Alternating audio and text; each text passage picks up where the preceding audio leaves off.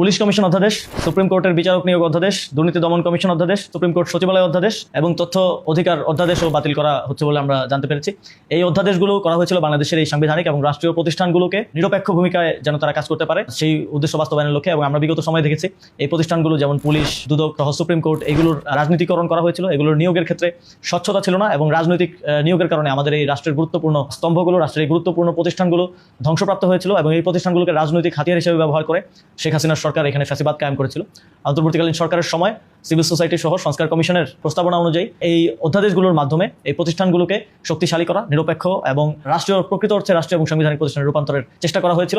এখন আবার এই অধ্যাদেশগুলো বাতিল করার ইন্টেনশনের মধ্য দিয়ে আমরা দেখতে পাচ্ছি আবারও এই প্রতিষ্ঠানগুলোকে রাজনীতিকরণ, এই প্রতিষ্ঠানগুলোকে বিরোধী দলমত নিপীড়নের হাতিয়ার হিসেবে প্রস্তুতকরণ এবং রাজনৈতিক বিবেচনায় সুপ্রিম কোর্টের মতো প্রতিষ্ঠানে নিয়োগ থেকে শুরু করে সেই পূর্বের সকল প্র্যাকটিসের দিকেই আবার বর্তমান সরকার ফিরে যাচ্ছে বলে আমরা মনে করি।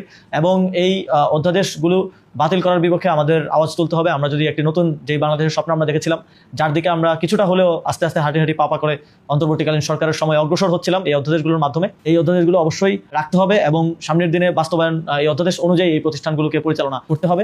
আমরা আবার শঙ্কা করছি যে এই অধ্যাদেশগুলো বাতিল করার মাধ্যমে এই গুরুত্বপূর্ণ রাষ্ট্রীয় প্রতিষ্ঠানগুলোকে রাজনীতিকরণের মাধ্যমে বাংলাদেশের যতটুকু ডেভেলপমেন্ট জুলাই গণঅভ্যুত্থানের পরে যতটুকু এই প্রতিষ্ঠানগুলোর কাঠামোগত পরিবর্তন এবং কাঠামোগত সংস্কারের প্রক্রিয়া শুরু হয়েছিল সেটা চিরতরে বন্ধ হয়ে যাচ্ছে।